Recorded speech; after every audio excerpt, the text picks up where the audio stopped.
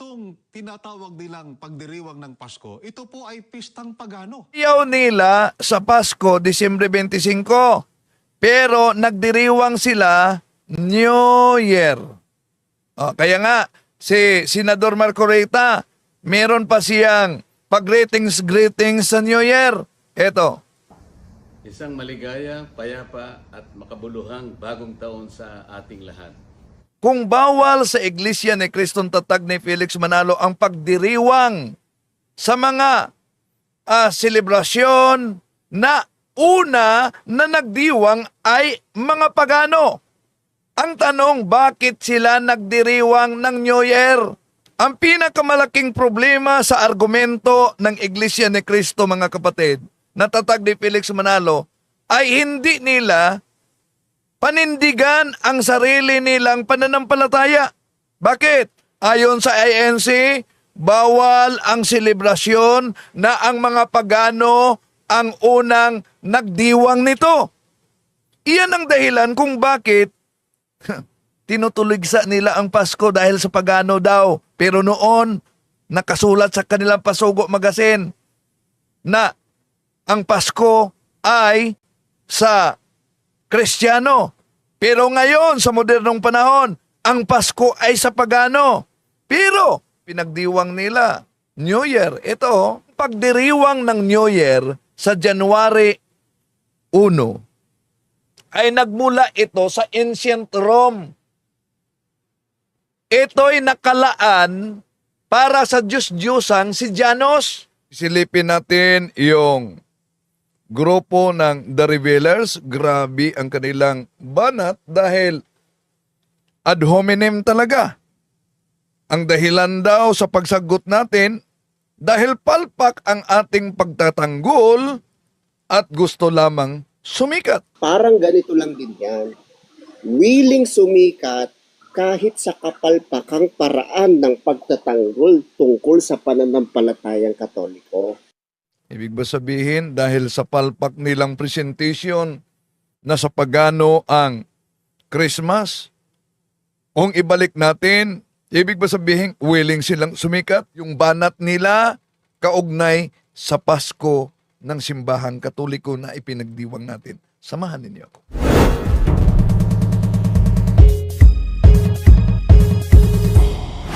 Kumusta? Welcome. Itong inyong lingkod, Brad Wendell Talimong. Muling makasama ninyo at inaanyayahan namin kayo na kung maari, isubscribe ninyo ang Factbusters PH kay Kabornok dahil alam nyong nahakyan. Ang una, binura ng hacker, may bago, nasa link natin. No? At pangalawa nating channel, nasa link din natin. At inaaniyahan natin ang ating mga suking taga-subaybay, huwag kalimutang pindutin ang like sa ating live at huwag din kalimutang mag-subscribe kung bago ka lang. At pindutin ang bell button para updated kayo, mag-comment at i-share ninyo. Gamit nila, mga mahal na kapatid, itong lumang aklat, Handbook of Christian Feast and Customs. Pag Disyembre, pagdiriwang ng Pasko, yun talaga ang kanilang banat sa social media, sa telebisyon, at sa radyo. Itong tinatawag nilang pagdiriwang ng Pasko, ito po ay pistang pagano na isinakristyano batay po dito sa aklat na Handbook of Christian Feast and Customs. Ganito po ang ating mababasa, ito po ang pahayag. Paminsan-minsang nasasabi ng mga na ang natibidad, kapanganakan ni Jesus, ay isa lamang isinakristiyanong kapistahang pagano. Ayon po sa aklat na ito na aming binasa sa inyo, ang kapanganakan ng ating Panginoong Hesukristo na ipinagdiriwang ng marami ng Disyembre 25 ay isa lamang pong isinakristiyanong kapistahang pagano. Ang taktika ng mga ministro ni Felix Manalo, mga mangangaral sa Iglesyang Tatag ni Felix Manalo ay ang text prof. Kung ano ang mabasa, pinutol, binawaliwala na nila yung konteksto, mga kapatid. No? Kaya mag-ingat sa ganyang taktika. Dahil ang binasa nila ay ito lamang na bahagi sa pahina 61, it has sometimes been said that the Nativity, Christmas, is only a Christianized pagan festival.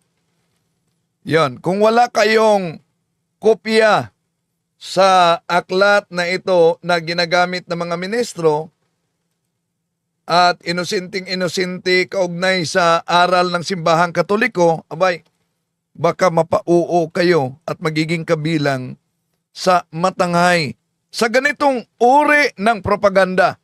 Pero mga mahal na kapatid, ano po ba ang nakasulat? Kung mabasa at binasa nila na it has sometimes been said that Nativity is only a Christianized pagan festival, may iniwasan sila. Anong iniwasan? Ito po mga kapatid. It has sometimes been said that the Nativity is only a Christianized pagan festival. However, the Christian of those early centuries were keenly aware of the difference between the two festivals, one pagan and one Christian, on the same day. Christmas itself, the feast and its meaning and message is no way connected with any pagan mythology or you're right. Napakalinaw pala ang mabasa, mga mahal na kapatid, ayon mismo sa aklat na ginagamit nila. Pero dito muna tayo sa punto na sinabi nilang ang Pasko ay sa paganismo. Mga mahal na kapatid, hindi po natin layunin na saktan ang damdamin sa mga kaanib dahil alam kong nadala lang kayo sa mga pandoktrina. Pero sa lahat ng mga nagsubaybay sa atin, makatulong kayo sa ating evangelization. Kung ang mga videong ito sa iba't ibang channel sa mga kasama, inyong i-share sa mga kapatid dating mga Katoliko para maiwasan yung pambubudol. Okay. Dito tayo sa argumento nilang ang Pasko ay sa paganismo. Mga mahal na kapatid, kung ang Pasko ay sa paganismo, yung kapistahan, yung pagdiriwang natin ng Kapaskuhan, kung ito'y sa paganismo, ang tanong, bakit nasa kanilang Pasugo Magazine na sinabing ang Pasko natin? Ito, pakita ko sa inyo ha. Ang may akda nito ay si Emiliano Agustin. Ang Pasko natin, tula ni kapatid na Emiliano Agustin. Ang tanong kung ang Pasko ay sa paganismo, iba't meron silang Pasko natin. Hindi lang yan. Desembre 1957. May binanggit sila, gumagamit sila ng salitang Pasko. Sa naturang Pasugo SU sa Desembre 1957, mga kapatid, mabasa natin. May mabasa tayo. Hindi bale na walang handa sa Pasko, basta't may pagkaing espiritual. Mabasa natin yan sa kanilang Pasugo. So ibig ba sabihin, ginagamit nila ang salitang Pasko bilang normal na tawag sa kapistahan sa kapanganakan ng ating Panginoon Jesucristo? So di ba, eksaktong kabaliktaran nang sinabi nila na ang Pasko ay mula sa pagano. Kung ginamit nila ang salitang Pasko sa kanilang Pasugo Magazine. Pakita ko sa inyo ang Pasugo Magazine. Ito po mga mahal na kapatid, ang mabasa sa Pasugo Magazine ng INC, Desembre 1957, sa pahina 28 isinulat ni Emiliano I. Agustin. Ang diwa ng Pasko ay kapangyarihan ng mundong naglunoy sa lusak ng buhay. Mabuting balita sa kinalulugdan, pagsilang ni Jesus sa abang sabsaban. Ose, ginamit nila ang salitang Pasko sa kanilang pasugo Disyembre 1957, mga kapatid. Bakit mahalaga ito na ipakita natin sa inyo? Na nasa pasugo nila. Dahil hindi ka makagamit sa salitang Pasko sa positibong paraan kung naniniwala ka na ito ay kapistahan mula sa mga pagano. Dahil ang pagano ay kasamaan. Kung ang INC noon, mga kapatid, ay tunay na naniniwala na ang Pasko ay sa pagano, so bawal ang Pasko. Dahil ang Pasko para sa kanila, gawa ng sanlibutan. Hindi sila gagamit sana ng salitang Pasko na nakasulat sa kanilang pahayagan, yung Pasugo Magazine. Lalo na sa paraan na may positibong tono. O, balikan natin ha. Di ba positibong tono ang makita dito? O, ang diwa ng Pasko ay kapangyarihan. Ang mundong naglunoy sa lusak ng buhay. Mabuting balita. Sa kinalulugdan, pagsilang ni Jesus sa abang sabsaban. Napakalinaw, nasa Pasugo Magazine nila yan. Oh. Kailan? 1957. So, napakalinaw, 1957. Hindi nila tinatawag na sa pagano ang Pasko. 1957, tinatanggap nila ang Pasko bilang pagdiriwang. Ginagamit nila ang salitang Pasko, nakasulat sa kanilang Pasugo Magazine, katulad sa ibang mga Kristiyano, mga kapatid. Kung para sa Iglesia ni Kristong Tatag ni Felix Manalo, ang Pasko ay sa pagano. Ang tanong, bakit sa Pasugo Disyembre 1952 sa pahina 64 ginagamit nila ang salita nakasulat sa kanilang Pasugo, Paskong Kristiyano? O eto, napakita ko na sa inyo yan, pero eto, balik natin. Tingnan ninyo. Ang Pasko ng Kristiyano, kung may aginaldong dapat tanggapin, ito ay si Kristong sumilang sa bilin. Napakalinaw, mga mahal na kapatid.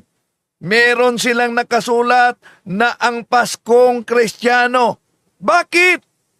Dahil noong 1952, hindi pa tinuturuan ng Iglesia ni Kristong kay Felix Manalo ang kasalukuyan nilang doktrina, mga kapatid, na paganong kapistahan ang Pasko.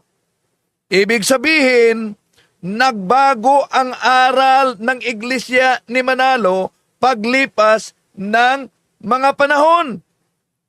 At ang ebidensya, sila mismo sa Pasugo ang gumagamit sa salitang Paskong Kristiyano na nangangahulugang kinikilala nilang Kristiyano ang selebrasyon ng Pasko at hindi pagano. Ang Pasugo 1952 ay tahasang gumagamit ng terminong Paskong Kristiyano. Ginagamit nila ito sa positibong paraan bilang kapistahan ng mga Kristiyano. So kung tunay na pagano ang Pasko ayon sa kanilang doktrina noon pa man, hindi na sana nila ito nakasulat isinulat sa kanilang Pasugo Magazine, at hindi na sana nila ito tawaging Pasko ng Kristiyano. Tandaan ninyo mga kapatid, ito is challenge natin, lalo na sa The Revealers. Maghanap kayo ng pasugo mula sa 1914 o hanggang 1950 na nagsasabing, paganong kapistahan ang Pasko.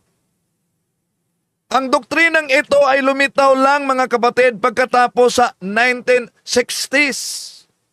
So kung kailan nagsimulang bawalin ng Iglesia ni Kristong Tatag ni Felix Manalo ang anumang pagdiriwang na direktang inuutos daw umano sa Biblia, bawal ipagdiwang ang Pasko.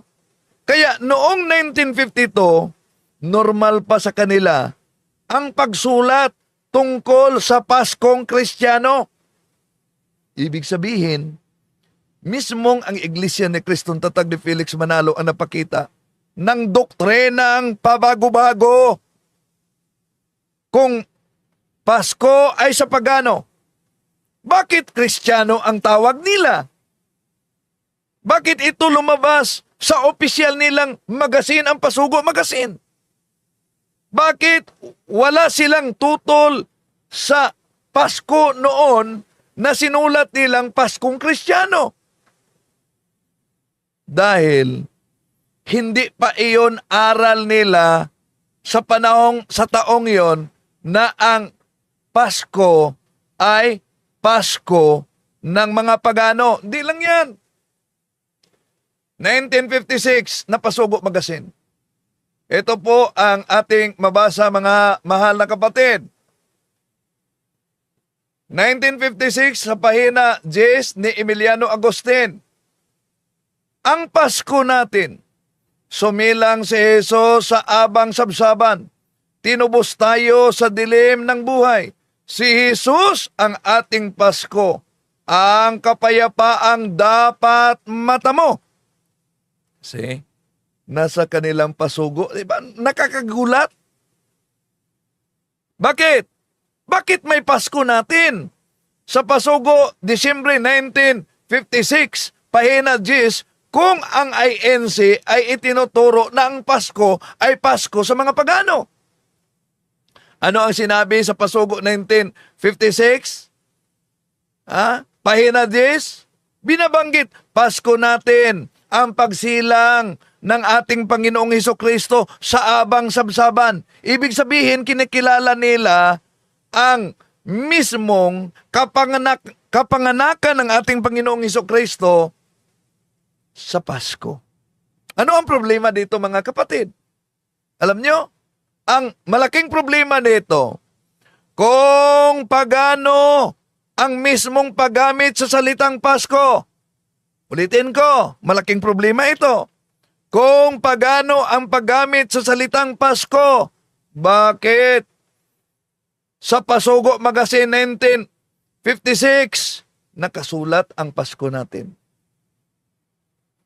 Hindi nila pwedeng sabihin pagano ang salitang Pasko kung sila mismo ay gumagamit nito sa kanilang Pasugo Magasin upang ilarawan ang kapanganakan ng ating Panginoong Hesukristo. Kung pagano ang konsepto ng Pasko mga kapatid, bakit tinatawag nilang Pasko natin? Aber, ang salitang Pasko natin ay nagpakitang hindi nila itinuturing masama noon ang paggamit sa salitang Pasko. Kung ang Pasko ay sa pagano, bakit ginagamit nila sa Pasugo Magasin ang salitang positibong koneksyon sa Pasko? So, diyan pa lang mga kapatid, makita na natin yung pagbabago sa posisyon ng Iglesia ni Cristo ni Felix Manalo na naging mas anti-Pasko na ngayon sa modernong panahon. Pero marami pa ng iba't ibang mga nakasulat sa kanilang Pasugo Magasin mga kapatid. Kaugnay sa Pasko. Marami pa na nakasulat. Di lang yan. Meron silang pagdiriwang. Ano ba yung pagdiriwang? Ayaw nila sa Pasko, Disyembre 25. Dahil sa pagano diyan. Pero nagdiriwang sila. Anong pinagdiriwang nila? New Year. Kaya nga, si Senador Marcoleta, meron pa siyang pag-greetings sa New Year. Eto. Isang maligaya, payapa at makabuluhang bagong taon sa ating lahat. Sa taong ito na malapit nang dumaan sa ating buhay ay napakaraming pagsubok ang ating dinaanan. Hinahangad ko na sa darating na bagong taon ay ibayang pagpapala ang makakamit ng bawat isang pamilyang Pilipino. Harapin nating matatag at matapang ang mga hamon na ito. Sama-sama nating tahakin ang bagong taon ng buong pagkakaisa, pag-ibig at pag-asa. Yan. Merong greeting si Marcoleta sa New Year. Anong punto dito mga kapatid? Ang punto dito, kung bawal sa Iglesia ni Kristong Tatag ni Felix Manalo ang pagdiriwang sa mga selebrasyon na una na nagdiwang ay mga pagano. Ang tanong, bakit sila nagdiriwang ng New Year? Ang pinakamalaking problema sa argumento ng Iglesia ni Cristo, mga kapatid, na Tatag ni Felix Manalo, ay hindi nila panindigan ang sarili nilang pananampalataya. Bakit? Ayon sa INC, bawal ang selebrasyon na ang mga pagano ang unang nagdiwang nito. Iyan ang dahilan kung bakit tinutuligsa nila ang Pasko dahil sa pagano daw. Pero noon, nakasulat sa kanilang Pasugo Magazine na ang Pasko ay sa Kristiyano. Pero ngayon, sa modernong panahon, ang Pasko ay sa pagano. Pero, ang ipinagdiwang nila, New Year, ito, we the Church of Christ, Iglesia ni Cristo members, also greet one another to our fellow men, Happy New Year! Anong punto dito mga mahal na kapatid? Sa pagdiriwang nila sa New Year. Una, tandaan ninyo, ang pagdiriwang ng New Year sa January 1 ay nagmula ito sa ancient Rome. Ito'y nakalaan para sa Diyos-Diyosang si Janos. Simula at pagkatapos, pintuang bukas at sarado, paglipas ng taon, kaya mga kapatid, pinagdiwang nila ang New Year sa buwan ng January at ang January nakapangalan sa Diyos-Diyosang si Janos. Ibig sabihin, ang January 1, New Year ay mas malinaw ang pagan origin kaysa Pasko dahil una ang January direktang nakalaan ito sa Diyos-Diyosang si Janos. May ritual ng pag-aalay sa Pagan Festival. Bahagi ito sa Pagan Roman Empire noon. Kung susundin ang lohika ng Iglesia ni Kristong kay Felix Manalo, dapat bawal din silang mag-celebrate ng New Year. Pero nagdiriwang sila ng New Year. Diba makita niyo tuwing New Year, meron silang mga programa. Meron silang countdown. Meron silang salo-salo, meron silang greetings, at minsan ay may mga official activities ang kanilang local church. Tanong, kung may pinagmulang pagano ay automatikong masama, bakit hindi ninyo ipinagbawal ang pagdiwang sa New Year?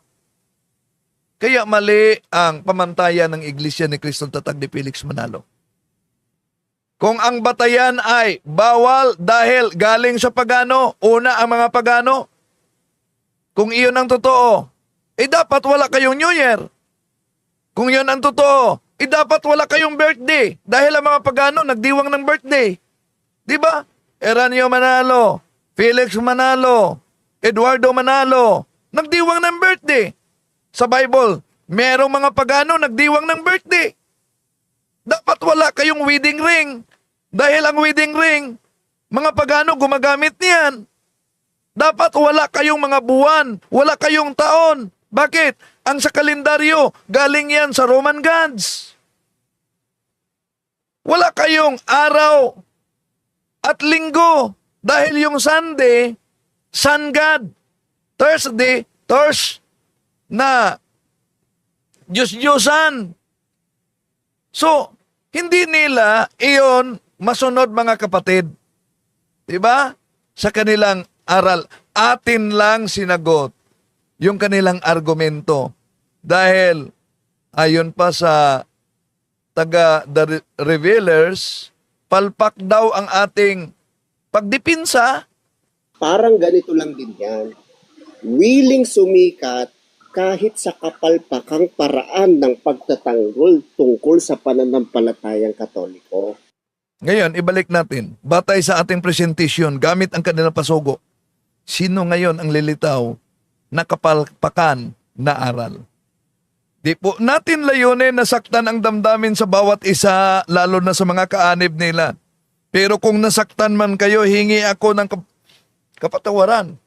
Pero sana, tiisin ninyo ang sakit dahil tulad sa isang sugat, kung ito'y gamutin sa napaka-epektibong gamot, maramdaman mo talaga ang hapdi at sakit.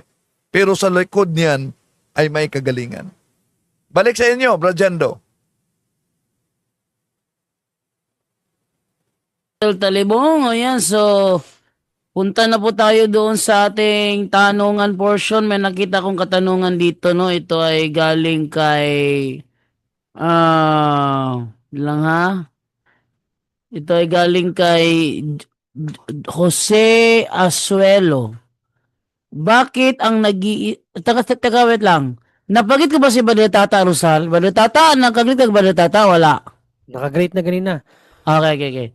Sabi dito ni Jose Asuelo, bakit ang nag-iisang kapitbahay namin na miyembro ng iglesia ni Manalo, pag Pasko, nauuna pa mamigayin sa kapitbahay ng handa nila. Nagluluto pa ako, kumakatok na ang iglesia ni Manalo upang magbigay. Yan. So, mukhang sa'yo ito, Brother Wendell. Kinokontra yata yung stand ni Brother Wendell. Ano daw, Brajendo? Sabi niya, bakit ang kapitbahay nilang member daw ni INC ni Manalo kapag Pasko, nauuna pa mamigay sa kapitbahay ng handa nila. Nagluluto pa nga, kumakatok ng INC ni Manalo pa magbigay. Nagluluto pa daw siya. Sila mismo ang nagbibigay. Oh. Ang INC. So may bigayan pa. Siguro, Oh. nasunod yan ng INC sa kanilang tagapangasiwa noon. Bakit? Tuwing Pasko, ang kanilang tagapangasiwa ay nagbibigay din. Ha? May mga pangregalo din ang kanilang tagapangasiwa. No? Sandali ha. Ito. Pakita ko sa inyo. Nasa aklat ng ang lakas ng uwan ngayon ni Dr. Milanio Gabriel, ang pamagat, ang mga lihim at mga kabulaanan ng Iglesia ni Cristo. Tandaan ninyo, si Dr. Milanio Gabriel ay isang aktibong Iglesia ni Cristo noon, sa pahina 40. Bakit ang pamamahala ay nagsa-Santa Claus din pag magpapasko? Hindi nga lamang sa kasuotan, kundi sa pagpapadala at pamimigay ng mga regalo o aginaldo. O, yun. May aginaldo pala sila. No? Kaya nga, kung tingnan natin ang kanilang Pasugo Magazine, 1952, pahina 65 ni Reyes Villanueva, Pedro Reyes Villanueva, ang Paskong Kristiyano, kung may aginaldong dapat tanggapin, ito ay si Kristong sumilang sa Belen. Ano po ba ang salitang aginaldo?